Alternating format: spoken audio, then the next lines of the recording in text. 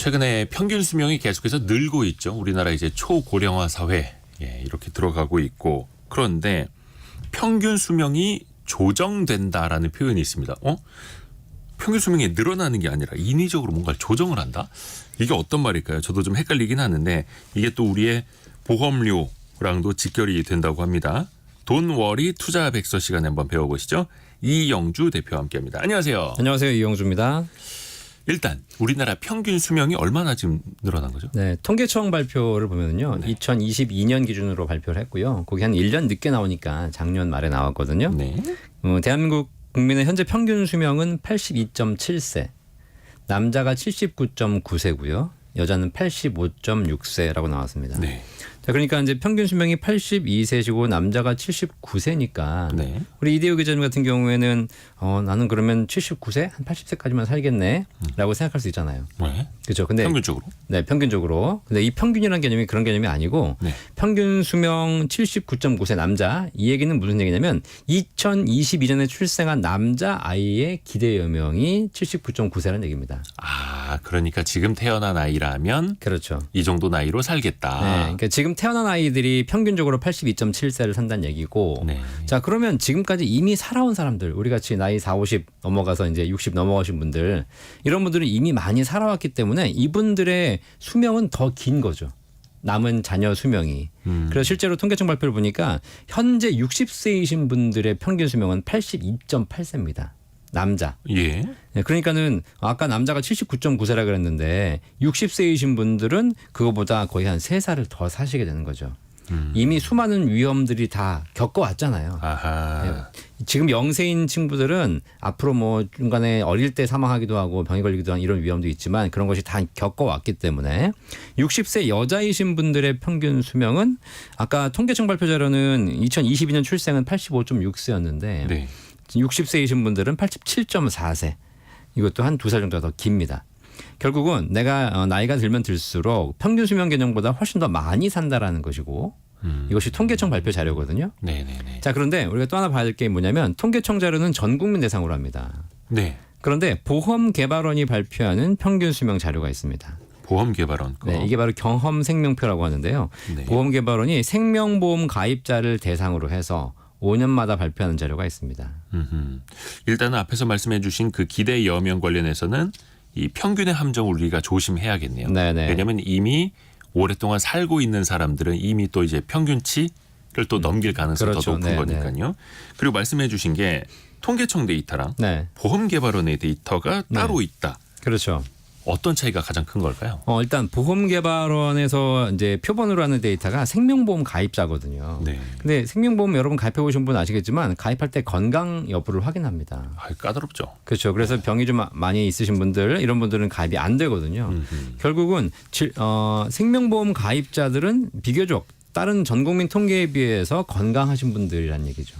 이미 보험회사가 한번 걸으니까요. 그렇죠. 네, 그분들의 평균을 본 겁니다. 그러니까 이 방송 보신 분 중에서 여러분들이 생명보험 가입을 할 수 있는 기준이다라고 하게 되면 나의 기대 여명, 평균 수명은 또 다른 거죠. 일단 보험회사에서 특히 생명보험회사에서 나를 받아주느냐 안 네. 받아주느냐가 맞습니다. 야, 이게 참 현실입니다 이게. 네. 내가 맞으면 현실입니다. 그렇죠? 그러면 당연히 더 건강한 사람들을 표본으로 보험사들에서는 데이터를 뽑으니까 네. 보험개발원 기준으로는 더 높겠네요. 그럴 수밖에 없죠. 지난 1월에 그 보험개발원에서 제10회 경험 생명표를 발표했습니다. 예.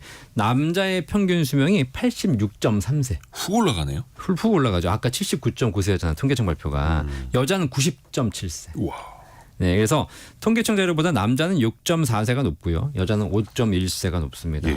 그래서 65세 남자이신 분들의 앞으로 얼마나 살 수 있을까를 봤더니 65세 남자분들은 88.7세까지 사실 거고요. 네, 네. 65세 여성이신 분들은 92.1세까지 산다라고 되어 있어요. 네, 그러니까 결국은 이제 보험개발원 내가 보험을 가입할 수 있는 정도의 건강을 가지신 분들이라면 그냥 남녀 불문하고 90세는 산다. 더 큰 차이를 보시면 또 남녀의 차이가 4.4세밖에 나지 않습니다. 그런 얘기 많이 하거든요. 남자 여자와 차이가 한 7살 나기 때문에 남자가 여성보다 한 7살 먼저 돌아가신다. 이런 얘기를 많이 하는데 이제 이것도 4살로 줄었기 때문에 남자와 여자의 차이도 점점 줄고 있다는 겁니다. 남녀 사이의 평균 수명 그 격차도 좀 줄어들고 있는 네, 거네요. 맞습니다. 오래 살아야 됩니다, 일단. 근데 통계청에서 이미 데이터가 나오고 있는데 네. 이걸 보험개발원에서 별도로 또 다른 통계를 만드는 뭔가 이유가 있지 않을까요? 아무래도 그렇죠.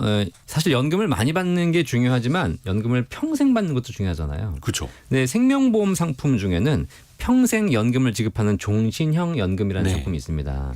사실 이 상품은 그 가입자가 살아있는 평생 동안 지급을 해야 되잖아요. 네. 그러다 보니까 이분이 언제까지 살지 알 수 없지 않습니까? 그러니까 언제까지 살지 알 수 없는데 무턱대고 연금액을 책정했다가 너무 많이 주게 되면 너무 오래 살게 되면 보험사가 위험해지는 것이죠. 그렇죠. 그렇죠. 그래서 이 보험개발원 발표 자료는 생명보험사들이 보험료를 산정하거나 연금액을 산출하는데 자료를 활용하고 있습니다. 네. 실제로 통계청 자료 같은 경우에도 주택연금 같은 경우에는 통계청 자료 활용해가지고 종신지급형 연금 방식이 있거든요. 이런 거 활용해서 금액을 정하고 있어서 평생 지급을 해야 되는 연금 체계들은 이런 생명표를 활용하는 것이 굉장히 중요하죠. 그러네요. 특히 이제 금융사, 생명보험사 입장에서는 고객이 물론 이제 오래 사시는 게 참 좋은 거긴 한데 네. 재무적으로는 또 위험할 수 있으니까요. 그렇죠. 네. 그들 입장에서, 네, 그들 맞습니다. 입장에서 또 하나 헷갈리는 게 네. 이게 금융 상품에 따라서 은퇴 상품인데 네. 내가 죽을 때까지 받을 수 있는 것과 네. 그렇지 않은 것들이 좀 다르지 않습니까? 네, 맞습니다. 이거 좀 알려주세요. 좀 전에 말씀드린 대로 생명보험사에서는 종신형 연금이 있는데 네. 그거는 평생 지급되는 것이기 때문에 종신형 연금으로 받으시게 되면 돌아가시는 그날까지 받게 됩니다. 언제 내가 사망할지는 알 수 없지만 네. 그런데 우리가 일반적으로 많이 알고 계시는 연금 펀드, IRP 같은 연금 저축 상품이 있으시죠? 이런 것 중에서 은행 증권사에서 가입하신 연금 신탁, 연금 펀드, IRP 같은 경우에는 네. 기본적으로 평생 지급 기능이 없습니다. 아, 언제까지 살지 알 수 없기 때문에 예. 자 그래서 이런 경우에는 연금으로 우리가 수령한다라고 얘기는 하지만 실제적으로는 그 쌓여 있는 적립액을 정기적으로 인출하는 형태거든요. 그러니까 이거는 연금형 펀드, IRP 같은 거는 그렇죠. 내가 쌓아놓은 금액 그리고 불린 금액까지 해서 그냥 뺏쓰는 거죠. 20년 동안 나는 뺏어 쓸래요 뭐 이런 네. 식으로요. 근데 그 수익이 잘 나서 적립액이 늘어나면 더 오래 뺏을 수 있는 것이고. 그렇죠. 근데 만약에 수익이 안 나고 손실이 나서 만약 금액이 줄어든다면 결국은 더 빨리 종료되는 것이죠. 아하. 그래서 일단 국민연금이나 주택연금 이런 종신형 연금 같은 보험 상품들은 보험 계리를 통해서 언제까지 살지를 측정을 하고 그래서 평생 지급을 보장하는 그런 기능이 있는 것이고 아예 설계할 때부터요. 설계할 때부터. 하지만 일반 펀드라든가 신탁 같은 그냥 일반 저축 상품 그런 연금들은 수익이 높아진다면 오래 받을 수 있지만 그렇지 않다면 결국은 고갈되는 그런 구조가 있기 때문에 그걸 잘 우리가 판단해서 결정하실 필요가 있습니다. 그러니까 특히 생명보험 회사 입장에서는 본인들의 리스크를 좀 관리하기 위해서 네. 이런 계산들을 철두철미하게 하는 거고요. 네. 근데 아까도 잠깐 말씀해 주셨는데 종신형일 경우에는 평생 지급하는 거니까 네, 네. 이 사람이 90세, 100세, 120세 이렇게 살면 당연히 회사 입장에서는 좀 불리해지는 거겠죠. 맞죠. 구조가. 네, 아무래도 이게 평균 수명이 늘어나기 때문에 동일한 금액을 쌓여진 금액을 가지고 더 오래 줘야 되지 않습니까? 네. 그러니까 한 번 받는 금액, 월 연금액을 낮출 수밖에 없는 거죠. 그래서 이렇게 생명표가 반영이 되면 연금보험은 불리합니다. 그래서 이제 연금액이 낮아지는 그런 문제가 있고요. 반면에 사람들이 오래 산다는 것은 그만큼 잘 안 죽는다는 거잖아요. 네네네. 그렇기 때문에 사망보험 있죠. 아. 종신보험 같은 사망보험은 보험료가 저렴해집니다. 아하. 그래서 거기에서 세이브가 되니까요. 그런 차이가 있다라고 해서 여러분들이 좀 참고하실 필요가 있을 것 같긴 해요. 만약에 평균 수명이 늘어나면 이게 네. 연금액이 얼마씩 줄어드는지 이게 혹시 계산이 되나요? 네, 그런 질문도 많이 하시는데 그러면 수명이 늘어날 때마다 연금액이 줄어야 되잖아요. 네. 이게 평균 수명 증가폭에 따라 다르거든요. 근데 뭐 정확한 계산은 여러 가지 비용들을 감안해 봐야 되겠지만 네. 이제 일반적으로 평균 수명이 1살 늘어나면 연금액은 3에서 5% 정도 감소한다라고 보시면 돼요. 그러면 내가 연금액을 100만 원 받을 건데 평균 수명이 1살이 늘어나게 되면 97만 원 정도로 줄어든 금액을 평생 받게 되는 구조니까 네. 평균 수명이 늘어나는 게 좋은 건 아니죠. 연금액에는. 그러면 기존의 그 연금 상품 특히 네. 이제 종신형 같은 거에 가입을 하신 분들은 네. 나는 평균 수명이 80세일 때 가입을 했는데 네. 지금 평균 수명이 85세로 올라왔다. 그러면 네네. 나한테도 이게 뭐 불리해지는 건가? 그렇지 걱정하실 수 않습니다. 있거든요. 그렇지 그렇진 않습니다. 않아요? 기존 가입자에게는 소급 적용하지 않습니다. 아하. 네, 그러니까 이제 만약에 생명표가 반영이 된다. 네. 그러면 그 반영된 이후에 가입하신 상품부터 연금액이 적용되는 것이고요. 기존에 가입하신 분들은 적용되지 않고 따라서 일찍 가입하시는 게 조금 더 유리하겠죠. 그러니까 앞으로 평균 수명은 계속 늘어날 수밖에 없으니까. 네. 그러면 오래전에 연금에 가입하신 분들이 좀 더 유리한 걸까요? 현재 당연하죠. 기준으로 네네. 보면. 통계를 보면 2006년 이전에 가입하신 지금으로부터 한 15년 이전에 네. 가입하신 분들은 그때는 평균 수명이 80세가 안 됐습니다. 동일한 금액을 낸다고 가정했을 때 지금 가입하신 분보다 예전에 가입하신 분들이 연금액이 한 20-30% 이상 높죠.